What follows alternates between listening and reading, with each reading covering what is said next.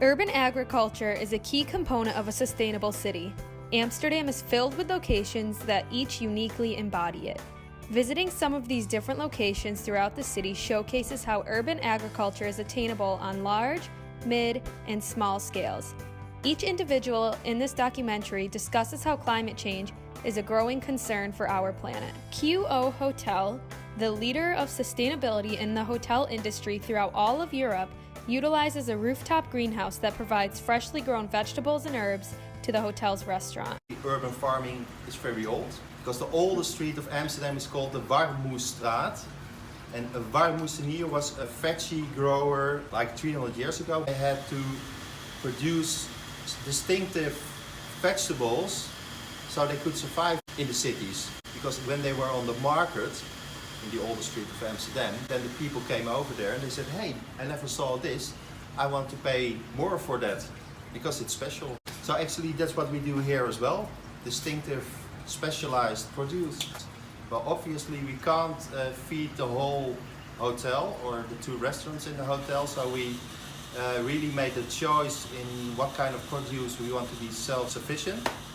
We have a tomato gutter. We planted a lot of old heirloom varieties, so we are choosing with the chefs now what is the best tomato for what dish, and we work together with the nursery. We have 4 water systems here, so we made 4 groups of plants that more or less have the same needs, considering fertilizer in the water, because it's a hydroponic system, and the pH level.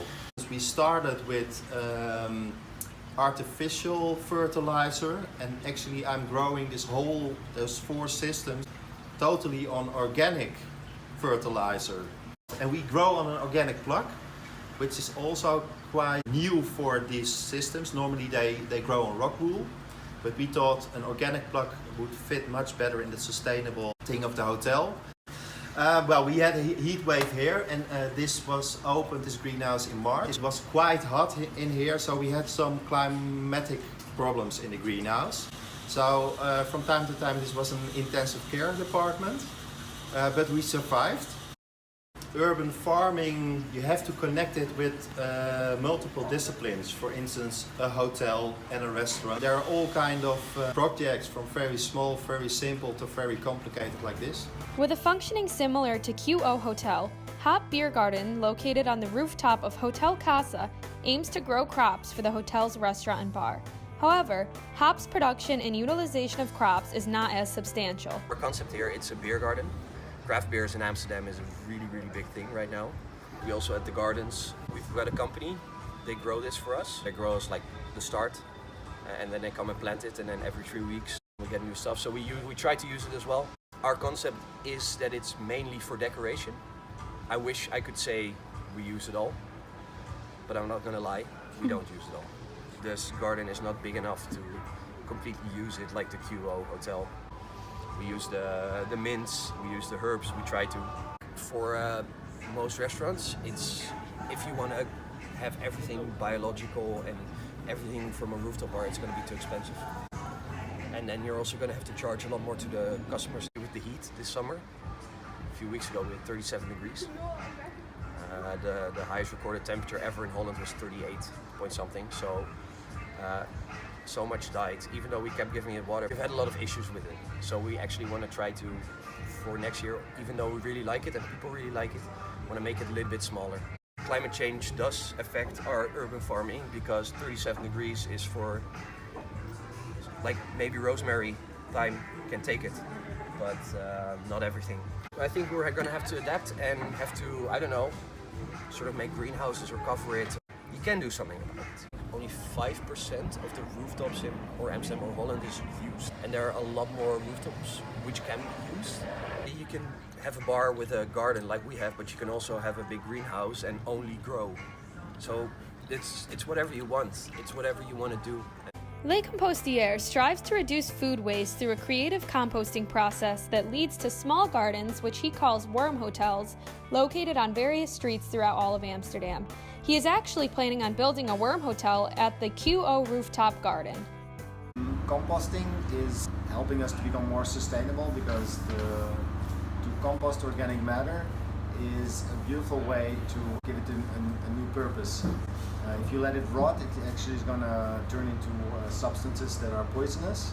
And if you compost it, it's making very valuable food for the soil. It's very easy, so it's very easy to implement it in the food cycle. And if you compost your material, you can then use that soil that you enrich to grow new food. Well, it's like if you would look back to how soil started to become. First it was bare rock, and there's just these thin layers of decomposing material, dead bodies of plants and animals and organisms piling on top of each other. So if you live in a vortexular economy, if you bring that back to agriculture, then each year that you harvest, your soil is going to be better than the year before.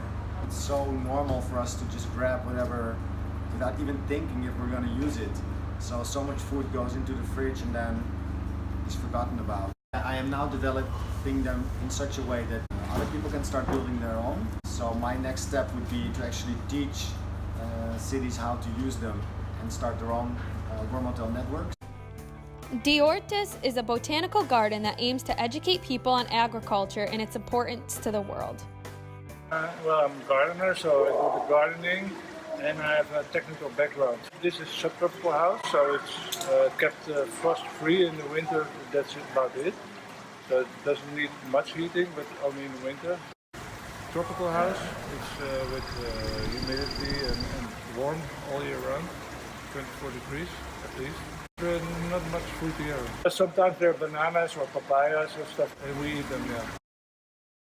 Too little to serve in the restaurant. It's kind of museum, plant museum.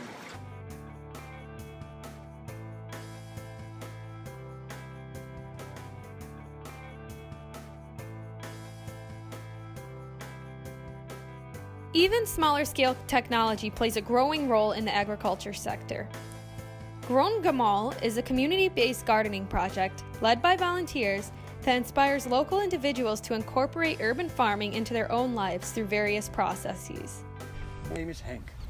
We started as a volunteering group, becoming more as a place for people to get inspired, to get advice of how to manage your balcony garden or your geveltuin or your garden. It's all done by volunteers. They design gardens for people in this area. And it's all done with things you find. So we never buy plants, get plants by exchange. We call it our own food garden with herbs and fruit. But it's so small, before we can eat it, the birds have already done. The idea is it's more for diversity. 2 months we spent a whole day of watering the plants.